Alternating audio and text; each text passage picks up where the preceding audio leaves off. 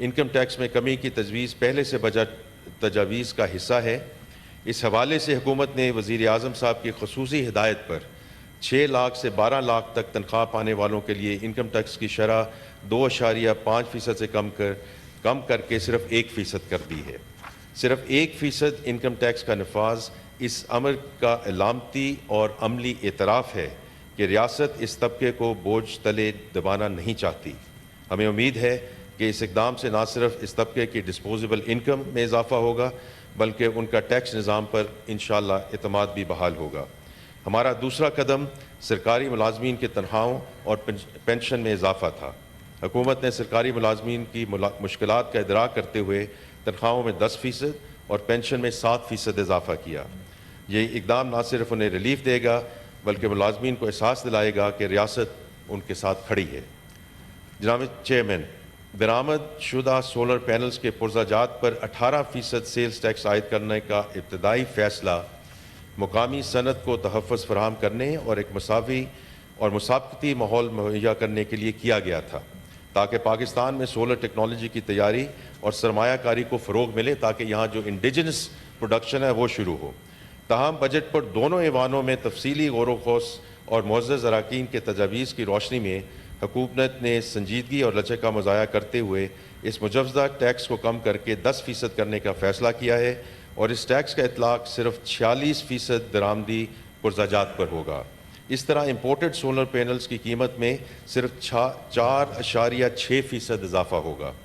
یہ اقدام اس امر کا غماز ہے کہ حکومت نہ صرف صنعتوں کو فروغ دینا چاہتی ہے بلکہ صاف اور قابل تجدید توانائی کی منتقلی کے ویژن پر بھی ثابت قدمی سے عمل پیرا ہے تاکہ پاکستان ایک پائیدار، خود کفیل اور ماحول دوست معیشت کی جانب گامزن ہو سکے۔ جناب اسپیکر، ہمیں درآمدی سولر پینلز پر مجوزہ 10% GST کے نفاذ سے قبل ہی بعض عناصر کی جانب سے ناجائز منافع خوری اور ذخیرہ اندوزی کی اطلاعات ملی ہیں۔ مذکورہ تجویز کے عملی نفاذ سے قبل ہی ان موقع پرست عناصر کی جانب سے قیمتوں میں خود ساختہ اضافہ کرنا قابل مذمت ہے۔ میں ان عناصر کو سختی سے وارن کرتا ہوں کہ حکومت عوامی مفاد کے لیے ہر ممکن اقدام کرے گی۔ کسی کو بھی عوامی استحصال کی اجازت نہیں دی جائے گی اور ان عناصر کے خلاف قانون کے مطابق سخت ترین کارروائی عمل میں لائی جائے گی۔ اور چونکہ لا منسٹر صاحب یہاں موجود ہیں، میں ان سے درخواست کر رہا ہوں کہ صوبائی حکومتوں کے ساتھ مل کر اس کو we bring it these culprits to the justice. تو اس میں لا منسٹر صاحب آپ کی جو ہے وہ بہت ہمیں ضرورت ہے کہ جب ابھی جولائی 1 سے یہ چیزوں کا اطلاق ہونا ہے، اس سے پہلے آپ یہ جو آربٹراج آپ نے شروع کر دیا ہے تو ہم اس کے خلاف بھرپور ایکشن لیں گے۔ جناب چیئرمین، حکومت کے بجٹ 25-26 میں شامل کردہ ریلیف اور سماجی تحفظ کے اقدامات محض وقتی ریلیف نہیں بلکہ ریاست کی اپنی ذمہ داریوں کے اعتراف اور ان کے ادراک کا عملی مظہر ہے۔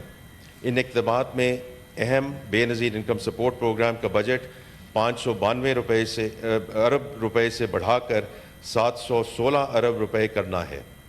BISP کے تحت مالی معاونت کا دائرہ وسیع کرنا حکومت کے اس عزم کا عکاس ہے کہ وہ سب سے کمزور طبقات بالخصوص بیواؤں، یتیم، بزرگ شہریوں اور خصوصی افراد کو معاشی تحفظ فراہم کرے۔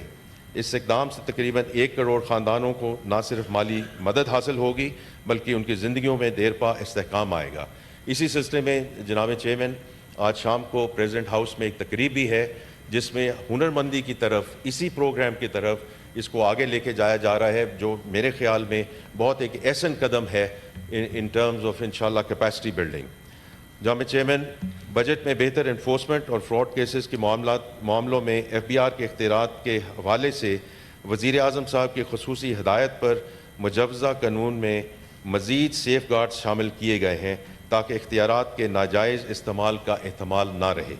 اس حوالے سے معزز سینیٹرز محترم سلیم مانوی والا صاحب اور محترم فاروق ایچ نائک صاحب سے ہماری بہت تعمیری اور مفید نشستیں ہوئیں۔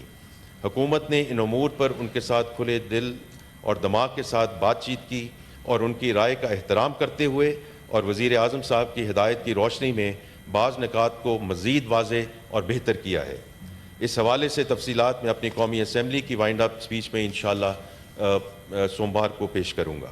جناب چیئرمین، میں ایک مرتبہ پھر سینٹ کی قائمہ کمیٹی برائے خزانہ اور محصولات کے تمام اراکین بالخصوص جناب سلیم مانڈی والا صاحب کا انتہائی مشکور ہوں۔ اس کمیٹی کی سفارشات حکومت کو موصول ہو چکی ہیں۔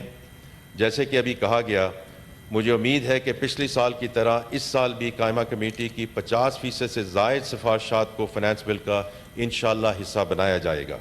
سینٹ کی طرح ہم قومی اسمبلی کی قائمہ کمیٹی برائے خزانہ کے ساتھ بھی تفصیلی مشاورت جاری رکھے ہوئے ہیں، اور اس مشاورت کی تکمیل کے بعد ہم فنانس بل کی حتمی شکل تک پہنچ جائیں گے۔ جناب چیئرمین، ان کنکلوژن، ہماری حکومت کا ویژن صرف استحکام پر اکتفا نہیں ہے۔ ہمارے نزدیک یہ محض ایک پڑاؤ ہے، منزل نہیں۔ جو میں نے بجٹ سپیچ میں بھی کہا، it shows direction of travel. ہماری اصل کوشش ایک جامع، ہمہ گیر اور پائیدار ترقی کا حصول ہے، جس میں تمام پاکستانیوں کو ترقی کے یکساں مواقع میسر ہوں گے، معیشت میں شمولیت کا حق حاصل ہو، اور ملک ترقی کے اس ماڈل کی طرف بڑھے جو وزیر اعظم پاکستان کے ویژن سے ہم آہنگ ہو۔ اللہ تعالیٰ ہمیں اپنے وطن عزیز کی خدمت کا فریضہ اخلاص، دیانت اور دانائی سے ادا کرنے کی توفیق عطا فرمائے۔ آمین۔ پاکستان پائندہ باد۔ ثم آمین۔ سینیٹ اجلاس اس وقت جاری ہے۔ وفاقی وزیر خزانہ محمد اورنگزیب اجلاس